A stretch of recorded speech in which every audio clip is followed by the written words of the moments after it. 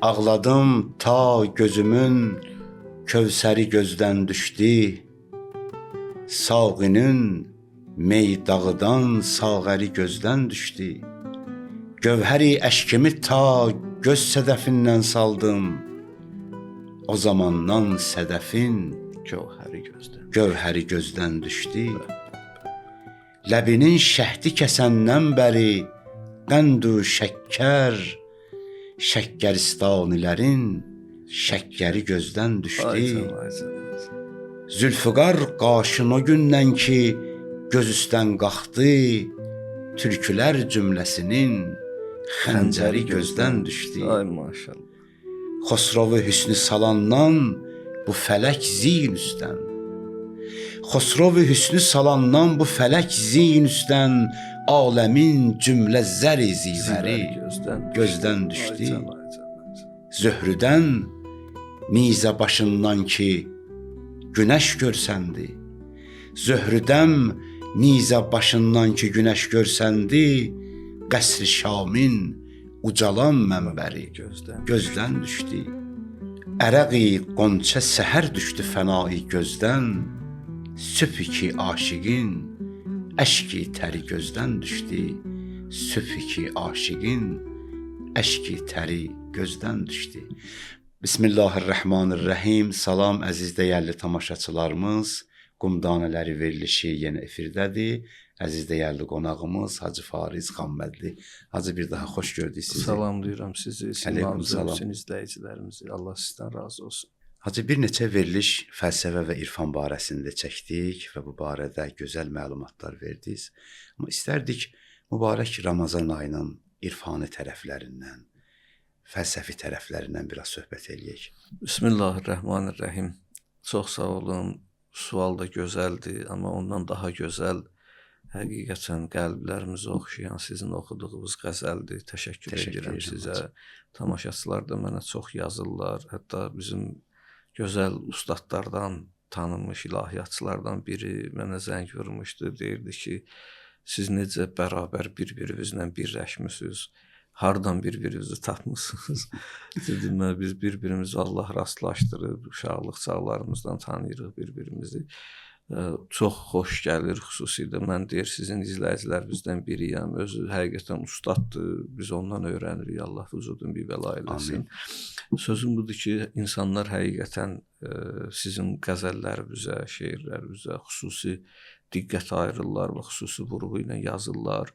Allah sizin qələminizə qüvvət versin inşallah. Bunu özümə borc bilirəm ki, sizə çatdırıb. Orada sizdə gözəl bir beyt var idi. Bütün beytlər gözəldir, amma Əli Əkbərə həsr eləmişdi, səhv eləmirəmsə. Xosrovu hüsnü salandan bu fələk zin üstdən, aləmin cümlə zəri zivəri gözdən düşdü.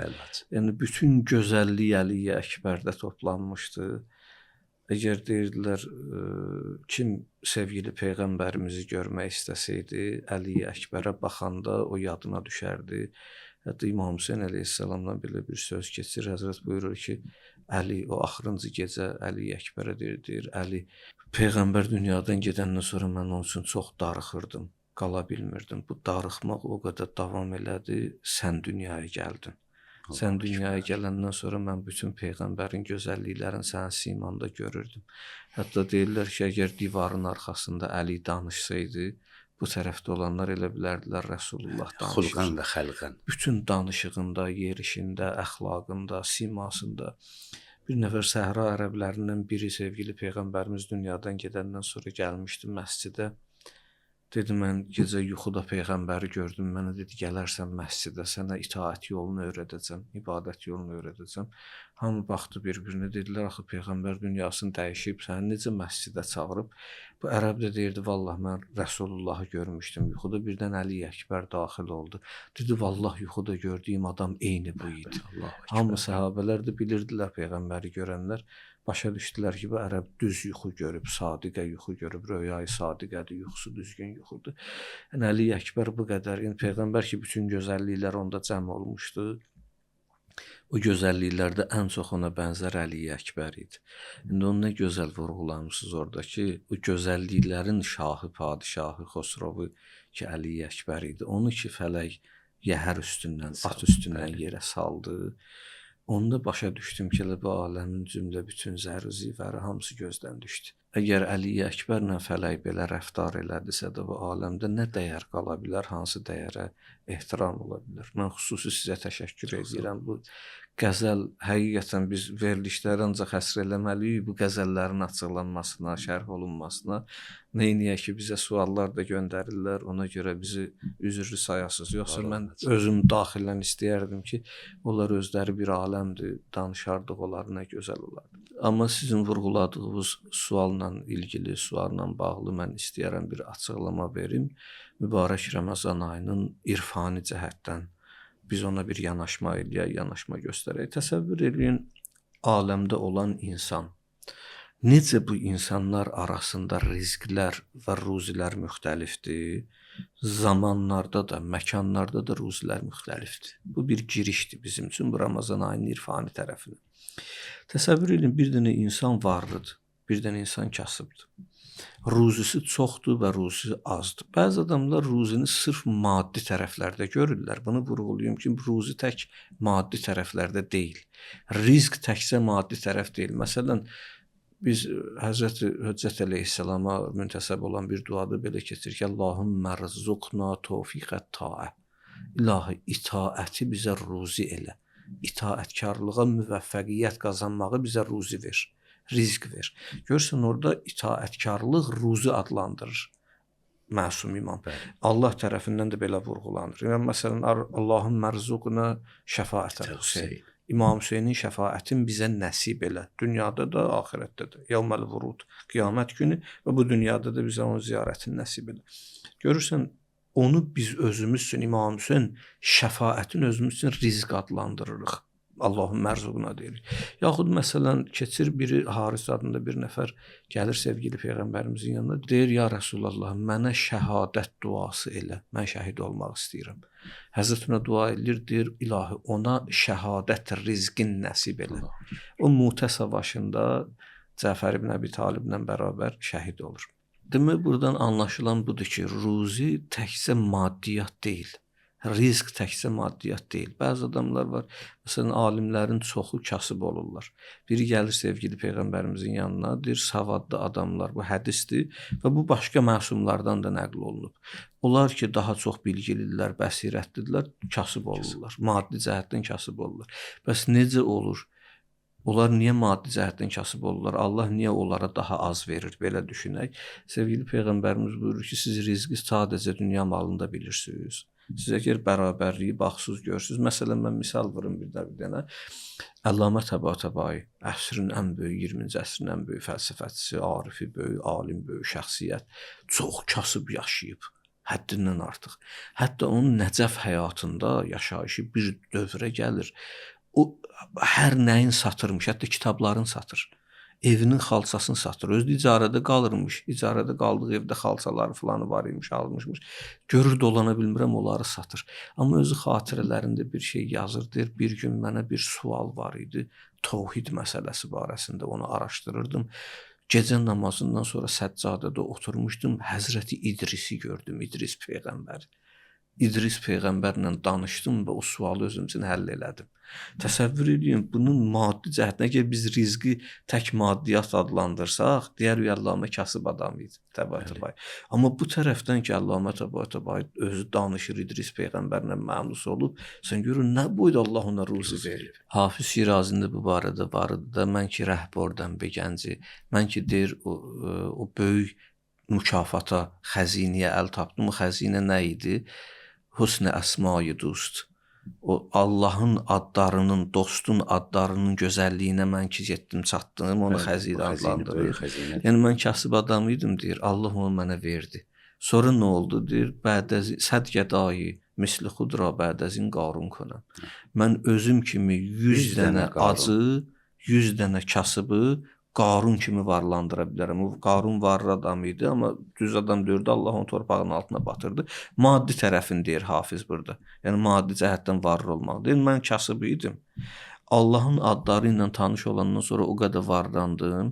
İndi mənim o varlılığım o qədər zənginləşmişəm ki, eləyə bilərəm özüm kimi 100 dənə acı, yalavacı, fəqiri də Qarundan da varlı eləyəm. misal. Yəni maddi cəhətdən Zənginlik. zənginlik. Yəni burada Hafiz bizə vurğulamaq istəyir ki, varlılıq təkcə o Qarunun sərvətində deyil, varlılıq təkcə burada deyil ki, mənim maddi cəhətdən yoxumdur. Məsələn, yenə Əllamə Təbətəbaydan belə bir hadisə oxumuşdum. Məhəmməd Hüseyn Təbətəbay deyir, mən bir dəfə vüteyrə namazından sonra vüteyrə bu vətr namazı gecə var, bir də vüteyrə namazı var ki, şamdan sonra qılınır. O vüteyrə namazı xüsusi hələ vətr namazının kiçiyi deməkdir də. Onu oturan yerdə qılırlar. Demək orada deyilir ki, mən onu qılandan sonra Əllamə deyir, bir dəfə vüteyrə namazını qılandan sonra məni apardılar Sad çeşməsindən içməyə. Və cənnətdə bir çeşmə var, Quranda ki, Sad surəsi falan var, o çeşmənin adıdır da. Getdim o bulaqdan içdim, Əllamə Təbətəbay deyir. O bulaqda bilirsiniz, cənnət bulaqları ilə bu bulaqların arasında böyük bir fərq var. Son zamanlarda görürsən, sosial mediada da mən bunu görmüşəm. Deyirlər ki, hə bu dindarlar bir-birinə deyirlər ki, burada içki içmə, cənnətdə sənə içki verəcəklər. Şərab eşidiblər. Eşidiblər. Burada belə eləmə, orada belə elə. Elə bilirlər ki, burada biz nəyi istifadə eləmiriksə, onu orada istifadə eləmək üçün burada bunu tərk eləyirik. Belə başa düşürlər də və bu yolla müğalitə eləyirlər, paradoks yaradırlar. Bu yolla səfsət eləyirlər, istəyirlər allatsınlar qarşı tərəfi. Avam müsəlmanları aldatmaq istəyirlər, avam möminləri aldatmaq istəyirlər. Mən burada onlara cavab olaraq da bunu vurğulayıram ki, sən cənnətdə olan Quranda keçən çayları, nəhərləri, şərabları bu dünya şərabı ilə müqayisə eləmə. Niyə? Çünki bizdə irfanda belə bir məsəl var. Bu dünyada sən nə qədər gözəllik əldə edə bilərsən, orada vəhdət var. Ölümdən sonrakı həyatda. Məsələn, bizdə o ləzzətlər ki alırıq, ləzzətlərin bəzisi eşitməklə olur. Görürsən, bir gözəl musiqi çalınır. Musiqi haram musiqidən söz getmir də. Yəni gözəl bir ilahi çalınır, gözəl bir Quran tilavəti olunur. Sən onu qulaqla o gözəlliyi əldə edirsən. Bəzən görsən gözəl bir istişmam, iyi gəlir, qoxu gəlir, müəttər. Sən onu istişmam edirsən, onu şamənlə gözəlliyi əldə edirsən. Bəzən olur sən gözəlliyi mənzərəyə baxırsan, gözünlə əldə edirsən. Bəzən görsən əlvi bir gözəl bir məxmərin üstünə əlvi çəkirsən, o əlvi oxşuyur, gözəl. Oradan hiss eləyirsən. Bəzən görürsən, sən o zövqü duyursan, səni aparır. Bu gözəlliklərlə biz tanış oluruq müxtəlif vasitələrlə də. Bəzi gözəlliklər yeməlidir, bəzi gözəlliklər görməlidir, bəzi gözəlliyi qəbul etmək, eşitməlidir, dadmalıdır, ləms eləməlidir. Gözəlliklər müxtəlifdir. Amma ariflər deyirlər ki, cənnətdə olan bir gözəllikdə bütün dünyadakı gözəlliklər cəm olub. Yəni sən orada bir qab, bir içim Sad bulağından içirsən, Kəvsər bulağından içirsənsə, onda sən həm eşitməklik gözəlliyin qəbul edirsən, həm dadmaqlıq gözəlliyi kamil bir gözəllik, kamil bir bütün ləzzət. gözəlliklər, şirinliklər orada bir dənə yolla qəbul edə bilirsən. Hacı şərab xəmir demək deyil. Yəni içməli sudur. Bəli, içməli su ərəb dilində. Bəli. Xəmir, yəni məst edici içkilər. Bəzi adamlar görürsən açıqlama verirlər, bilməyənlər deyirlər ki, şərab, şər su. Yox, bəli. Yəni bu yanlışdır da, şürbüdəndir, şürbüdəndir, bəli, içmək mənasındadır. İçki mənasındadır. Yəni şərab, yəni içməli su. Yəni onlar düşünürlər ki, məst edicidir orada da, orada yəni axirətdə də bulaqlar. Yəni, hətta məsələn görürsən sözlərin kökünü bilmirlər. Elə bilirlər ki, şərab fars sözüdür, şərab yəni şər su, yəni elə deyil. Yəni şərab şürb sözündən içmək mənasında, içməli mənasında. Əslində məst edici elə xəmirdir. Məst edici bəli, xəmirdir. Yəni sözüm burdadır ki, orada biz Əllamə deyir, məni apardılar, orada mənə ondan verdilər, Sad bulağından. Ona görə Əllamə olur da. Yəni demək istəyirəm ki, Əllamə bu tərəfdən heç nəyi yox idi, çox kasıb yaşayırdı. Hətta Əllamədə var, deyir, mən bir dönəm gəldim, 2 il Təbrizdə kartof əkirdim. Yer götürmüşdüm, kartof əkinçiliyi eləyirdim. Əllamə həmən o 2 ili ömrünün ağır günləri kimi qələmə verir. Niyə? Çünki elmdən, mərifətdən deyir, biraz uzaq düşdüm. Çünki Əllamə kimi şəxsiyyət düzdür, bəzi bu əkinçiliklə və başqa sahələrdə məşğul olmaq problemli işlər deyir, amma bir Əllamə kimi şəxsiyyət üçün elmdən, mərifətdən uzaqlaşıb gəlib bu məsələlərlə məşğul olmaq biraz ağır gəlib ona. Ona görə deyir, mən ömrüm o müddətdə hədər getmiş kimi özümü hiss elədim. Çətinliklər olub Əllamənin həyatında, xülasə bunu demək istəyir. Bu çətinliklərə baxmayaraq Əllamə Təbətəbai o tərəfdən böyük zənginliklər də ona verilib. Məsələn, bizə verilən nemətlər var. Mən keçən ilki verilişlərdə buna işarə eləmişdim. Əbu Haşim Xorasani İmam Hadi əleyhissalam yanına gəldi, ağa fəqir məni öldürdü, zindandan çıxmışdı, heç nəyi yox idi, evdə ailədə buna biraz yaxşı danışmır, yaxşı davranmır, bu narahat olur. Deyir, ağa mən kasıbam, fəqir məni öldürdü. Ağa deyir, yox sən varırsan deyir. Deyir, yox kasıbam, deyir, səndə elə şeylər var, satmazsan onu. Deyir, ağa olsa sataram, yerim bilmirəm, nə varımdır, hara qoymuşam, nə etmişəm. Deyir, sən bu şəhərə gələndə mənim dostlarım sənin bir-birinə göstərib deyirdilər ki, İmam Hadinin dostu gəlir. Allah. O dostluğu neçəyə satarsan? Ağlayır, deyir, ağa bilmədim. Yəni vilayət özü bir nemətdir.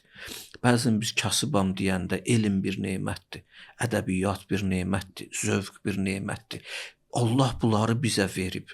Əgər bunları veribsə biz niyə düşünürük mən kasıbam, mən fəqirəm? Yəni baxanda bunların hamısını cəmləşdirib bir yerə yazmaq lazım. Yəni bunlar rizqdir. Bunlar hamısı rizq adlandırır, şəhadət rizqdir. Hadisədən yadıma düşdü bir xatirə bu şəhidlərdən. Onu istəyirəm bölüşüm həm sizlə, həm əziz izləyicilərimizlə. Bizim Lənkəranın Qumbaşı kəndi var. Orada bir Quranxan kişi var, ağsaqqal kişidir. Onun oğlu öz istəyi ilə könüllü olaraq yazmışdı. Getmişdi müharibəyə, döyüşə Qarabağa, 2-ci Qarabağ müharibəsində və orada şəhid olmuşdu. Gəldi onun üçündə mən getdim orada iştirak elədim. Çıxanda yola salanda bu kişi dedi mənim Hacı Farizlə bir sözüm var. Elə maşının yanında dayandıq orada dostlara dedim siz oturun mən gəlirəm. Gördüm mənə dedi ki Hacı mən oğuldur, övladdır, narahatam, amma mən bir şeyə görə sevinirəm. Böyük mərifətli bir adamdır. Dedim, nəyə görə ağa? Dedim, biz bir nəsildənik, bizim nəslimizdə yaxşı adamlar çoxdur, amma hər nəsildə olduğu kimi bizdə də biraz günahkar adamlar var. Hər nəsildə var, hər tayfada var, hər kətdə var, hər şəhərdə var. Bəzən deyir, bizdən kimsə bir günah falan eləyəndə mən narahat olurdum. Deyirdim ki, niyə belə eləsin bu? Niyə günah eləsin? İndi hər olur da pak adamlar kimisə günah eləyəndə görəndə narahat olurlar. Deyir, mənim oğlum ki şəhid oldu, mən bir şeyə əmin oldum. Dedim, nəyə? Dedim, mən başa düşdüm ki, bizim qanımız təmiz qan imiş. Allah bunu bizə nəsib elədi. Hər ailəyə bu nəsib olmaz. O başa düşüb axı şəhadəti. Əhl-i Beyti tanıyır, Quran bilir. Bilir ki, şəhidlik məqamı istəməklə deyil. Mən gedəcəm şəhid olacam, ondan deyir. Onu Allah istəməlidir. Onu pak qanlardan Allah seçir. Pak ailələrdən Allah seçir o şəhidi. Ortaya çıxardır. O böyük bir sözdür. Yəni bu dəyəri o başa düşdü. Şəhidlik rizqdir. Ona görə Haris gəlir Peyğəmbərin yanına deyir, ya Rasulullah, mənə Allahdan istə, Allah mənə şəhidlik rizqin əta eləsin. Şəhadət özü rizqdir. Günahdan uzaqlıq özü bir ruzidir. Allahum mərzuqna tövfiq və bu'dəl məsiyə. İlahi bizə itaətkarlığa müvəffəq olmağı nəsib elə, rizq ver və günahdan uzaqlıq rizqin ver bizə. Günahdan uzaqlıq özü rizqdir. Biz bu rizqin adını qoymuşuq ancaq bu ki bizim maddiyyatımız olsun. Adını belə qoymuşuq. Ona görə biz günah etməməyimizi başa düşmürük ki, o böyük rizqdir. Ona görə biz Allahın bizə verdiyi dəyərləri, vilayət sevgisin, Əhl-i Beyt sevgisin. Bunlar özü böyük rizqlərdir. Quran sevgisin. Bu ayın ehtiramını saxlamağı, bu özü bir rizqdir. Allah təbarək və təala mənəvi cəhətdən bu ayın ehtiramını saxlamaq özü bir rizqdir. İndi necə insanlarda bu rizqlər müxtəlifdir? Görsən biri vilayəti tanıyır, biri peyğəmbəri sevə bilir, biri Ramazan ayını başa düşə bilir, biri Allahı başa düşə bilir. Birinin hər nəyi var. Rizq əgər var dövlətdirsə, nə qədər adamlar var dövlətləri var, bir asudəliyi yoxdur. Həyatı yoxdur. O var dövlət ki, sənə aramlıq gətirmir, asudəlik gətirmir. O var dövlət sənin üçün nə rizq adlandırıla bilər? Sənin həyatı və əlindən alır. Əksinə ruzisizlik də hesab oluna bilər hacı. Bəli, mütləq surətdə o bir növ səlbi tövfiqdir. Adamın hər nəyi var, hər nəyi qoyub kənara, nəyisə əldə eləməksin, nəyəsə nail olmaqsın. Bir vəzifəyə getmək üçün bütün hər nəyi qoyub kənara. Bir məqam əldə etmək üçün, bir pul qazanmaq üçün hər nəyi qoyub kənara. Bəzən deyir ki, biz pul qazanmaq üçün sağlamlığımızı itirdik. İndi həmən pulu sağlamlığımızı bərpa eləmək üçün xərcləyirik, amma yenə bərpa eləyə bilmirik. Ruzudur, ruzu aramlıqdır, aramışdır, təskindir. Ruzu evin ab-havasının gözəl olmasıdır. Sən evdən çıxanda ev əhlinin darıxması, sən evə qaydanda ev əhlinin sevinməsidir. Bunlardır ruzi, məhəbbətdir, sevgidir. Dostların sənin üçün darıxmasıdır ruzi. Sənin pulun çox olub, hamısının sənin qısqanması sənə ruzi sayıla bilməz. Ruzi məhəbbətli dostların olması, ruzi övladın gözəl olması, ruzi ailənin yaxşı olması, valideynlərin, qardaşın, bacının hamısının sənin ab-havanda olmaları, səninlə bir yerdə aram şəkildə ömür sürmələri, bunlar hamısı ruzidir. Biz bunları yaddan çıxartmışıq. Demək mövzumuz belədir. Necə ki ruzilər insanlarda müxtəlifdir, ruzilər məkanlarda və zamanlarda da müxtəlifdir. Rizq insanlarda müxtəlif olduğu kimi, fərqli olduğu kimi, həm maddi rizq, həm mənəvi rizq. Saydıqda sadaladıq nə qədər fərqlidir. Eynilə bu rizq Allah tərəfindən yerlərdə də və zamanlarda da fərqli qoyulub. İndi bu insanlarda bu fərqlilik ki var, bu fərqlilik insanların istedadına görədir. İnsanların istedadına görə. İnsanların istedadına görə Allah onlara ruzi verir, rizq verir. Rizqdən dedim ha, yenə o pul məqsəd deyil. Mənəvi rizqdir. Bəli, ilahi mənada. İlahi mənada rizq. İnsanların birisi görürsən adam o qədər, məsələn Əllamə Təbətəbaiyə baxın. Əllamə Təbətəbai ki, maddi çətinlikdə idi, bunları qazanmışdı, mənəvi saydıqlarımızı bir yerdə deyir ki, mən bir sər çeşməyi xurşid, nə xud bordam rah. Zərri budam o mehri tu mərə bala bord. Bax, rəhmət eləsin. Nə boydu söz.